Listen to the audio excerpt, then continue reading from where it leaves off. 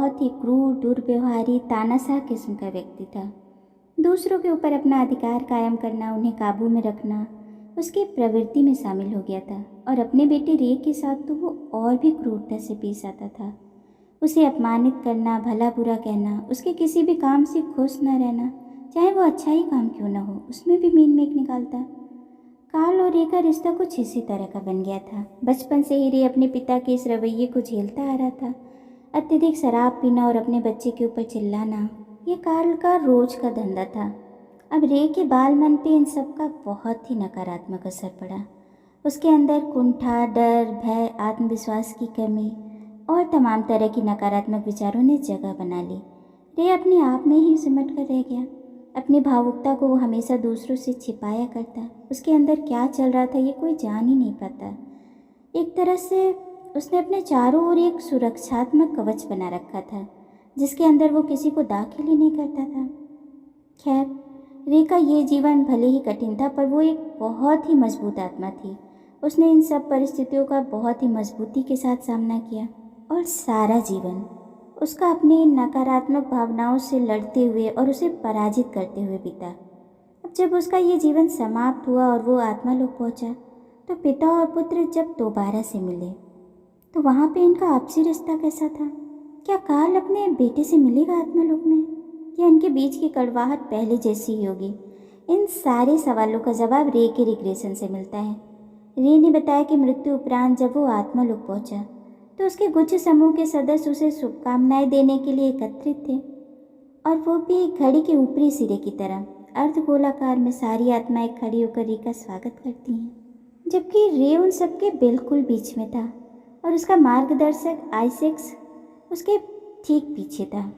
अब सबसे पहले रे के बाईं तरफ की आत्मा आगे आती है। ये उसकी पत्नी मेरियम थी, जो उसके चेहरे को अपने हाथों में भरकर एक हल्का सा चुंबन देती है और फिर उसके सिर से लिपट जाती है।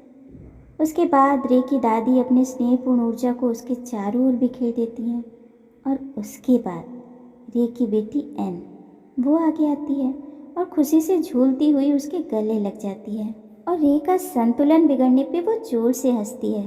हालांकि एन अभी धरती पे जीवित है, उसका पुनर्जन्म अभी पूरा नहीं हुआ है, फिर भी यह उसकी बची हुई ऊर्जा है जिसे वो आत्मालोक में छोड़ कर गई है, क्योंकि संपूर्ण ऊर्जा के साथ तो कोई धरती पे जन्म लेता नहीं, कुछ अंश उसका आत्मालोक में ज़रूर रहता है। एन की इसी बची हुई ऊर्जा से रे की मुलाकात होती है। खैर, आगे उसकी मुलाकात उसकी आंटी बेस से होती है, लेकिन अचानक से बेस के पीछे उसे एक छाया दिखाई देती है, काले रंग की, जैसे कोई आत्मा थी जो छुपने का प्रयास कर रही थी। रे की बेचैनी बढ़ती जाती है कि आखिर कौन है ये। तभी अचानक से एक प्रकाश कौंधता है और रे उस छाया को पहचान जाता है। उसने कहा, अरे ये तो मेरे पिता कार्ल हैं। वो दूसरी आत्माओं के पीछे क्यों छिप रहे हैं? शायद वो अभी मुझसे नहीं मिलना चाहते। अब शायद कार्ल उनसे अंत में मिलना चाह रहा होगा। वो अपने ऊपर खींचा हुआ भी था थोड़ा। अंत में जब सब लोग चले जाते हैं, केवल मेरियन और एन वहाँ बसते हैं। तब कार्ल ने रे से कहा, मैं तुम्हारे साथ पिता के रूप में बहुत अधिक कठोर था। मैं जानता हूँ कि जो कुछ भी हमने सोचा था वो काबू से बाहर हो गया। वो ज़िंदगी मुझसे बहुत दूर जा चुकी है। अब यहाँ पे रे महसूस कर रहा था कि कार्ल की आत्मा वैसी नहीं थी जैसे उसके पिता थे, दुर्व्यवहारी, शराबी। हाँ, कुछ समानताएं थी, पर बहुत कुछ बदला हुआ था। धरती पे तो उनकी दयालुता पूरी तरह से समाप्त हो चुकी थी। कार्ल ने एक भावुक विस्फोटों की प्रकृति वाले शरीर को चुन लिया था और धरती पे उसे वो नियंत्रित नहीं कर पाया। उसने जानबूझकर ऐसा शरीर चुना था, संयम को सीखने के लिए और खुद को आजमाने के लिए कि वो ऐसे शरीर को बेहतर रूप से संचालित कर सकता है या नहीं। लेकिन वो अपने इस एक्सपेरिमेंट में फेल हो चुका था। उसका पिछला जीवन पूरी तरह से एक असंयमित जीवन था।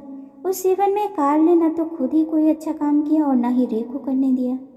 खैर, आत्मालोक में कार्ल का क्रोध पूरी तरह से समाप्त हो गया था और रे को यह सब कुछ बहुत विचित्र लग रहा था, क्योंकि उसने तो अपने पिता को एक अलग ही रूप में देखा था धरती पे, और यहाँ आत्मालोक में बिल्कुल ही विपरीत था सब कुछ।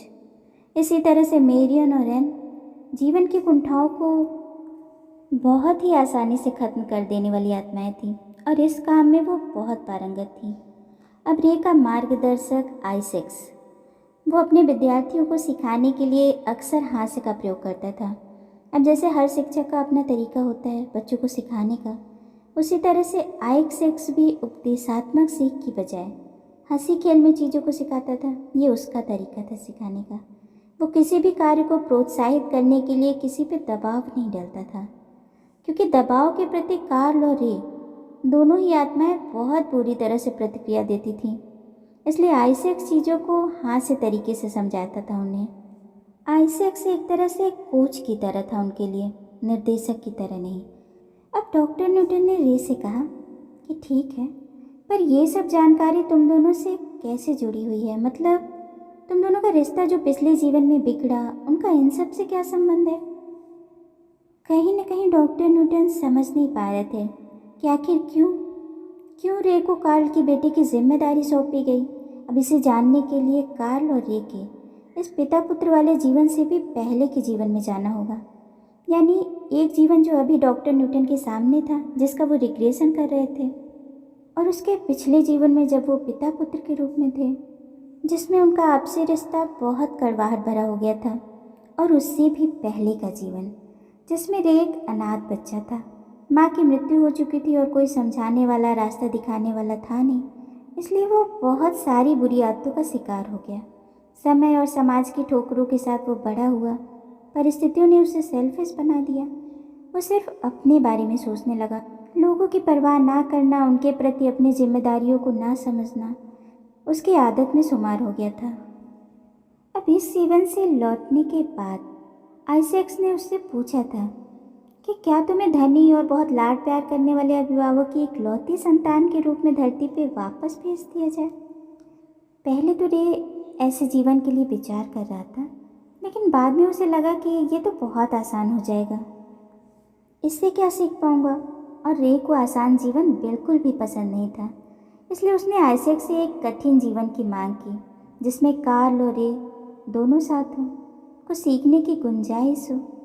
बस उसी की परिणति उनका अगला जीवन हुआ, पिता पुत्र के रूप में। अब डॉक्टर न्यूटन को लगा कि इससे क्या फ़ायदा हुआ, ऐसे तो दोनों ही जीवन बर्बाद चले गए। लेकिन रे को ऐसा नहीं लग रहा था। अब देखिए, धरती पे जहाँ रे अपने पिता को दोषी मान रहा था, वहीं आत्मालोक में वो खुद की कमियों की समीक्षा कर रहा था। उसे लग रहा था कि अपने विकास को लेकर उसने बहाने बनाए हैं कि कोई सिखाने वाला नहीं था, मैं अकेला था, शायद माता पिता होते तो मैं बेहतर कर पाता, परिस्थितियाँ मेरे अनुकूल नहीं थी। उस जीवन में भी बहाने बनाया और कार्ल के साथ भी बहाने बना रहा था। वो उसी में दोष निकालता रहा, जबकि वो खुद बेहतर कर सकता था। कम से कम कार्ल ने उसे छोड़ा तो नहीं था उस जीवन में, और कार्ल के साथ भी उसने बहुत कुछ सीखा था। उसके कठोर रवैये के बावजूद भी रे उससे जुड़ा रहा। अपनी दोनों जिंदगियों में उसने अपनी पहचान को बनाए रखना सीखा, फिर मुश्किलें चाहे जैसी भी आएं। उस संघर्ष ने उसे और ताकतवर बनाया था। यानी पिछला जीवन भी अब उसे असफल नहीं लग रहा था, बल्कि उससे तो लग रहा था कि काल की वजह से मैं बहुत कुछ सीख पाया। अब देखिए, रिश्ते और सोच दोनों कैसे बदल रही है आत्मालोक में। धरती पे तो ऐसा लग रहा था कि बस 36 का आंकड़ा है दोनों का, पर आत्मालोक में हम सामने वाले के मन को समझ पाते हैं। उसने अगर कुछ किया है तो क्यों किया और किन परिस्थितियों में किया। एक दूसरे के मन का, विचारों का आदान प्रदान हो जाता है वहाँ पे। फिर सामने वाले से शिकायत कहाँ रह जाती है। आगे डॉक्टर न्यूटन कहते हैं कि क्या ये मन का आदान प्रदान क्षमाशीलता उत्पन्न करता है? अरे नहीं, ये इसकी अपेक्षा कहीं अधिक है। ये दो मनों की अवर्णीय विलीनता है। हम दोनों ही उन परिस्थितियों को अनुभव कर सकते हैं जिसने दोनों की निश्चित चयन के लिए प्रेरित किया। मैं काल की पूर्ति का और वो मेरी पूर्ति के अभाव का अनुभव करता है। एक बार आदान प्रदान हो जाने पर यह क्षमाशीलता आवश्यक नहीं होती। आप अपने आप को क्षमा कर देते हैं और फिर हम एक दूसरे को स्वस्थ कर देते हैं।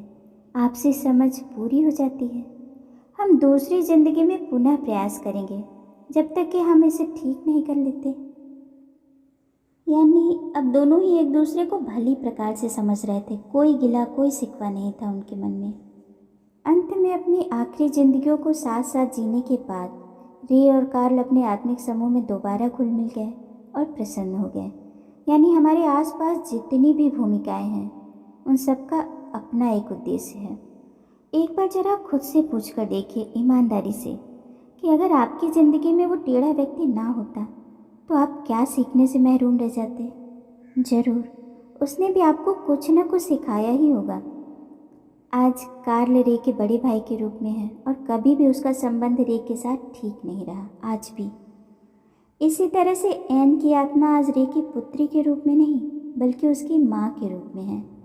और रे 2 शादियाँ असफल होने के बाद आज मेरियन के साथ है। अच्छा, हंकरिंग डाउन सिंड्रोम, अब ये क्या है? मतलब वो आत्मा जो माध्यम के चेतन बोध से बच रही होती है लेकिन भविष्य में गहरा प्रभाव डालने वाली होती है।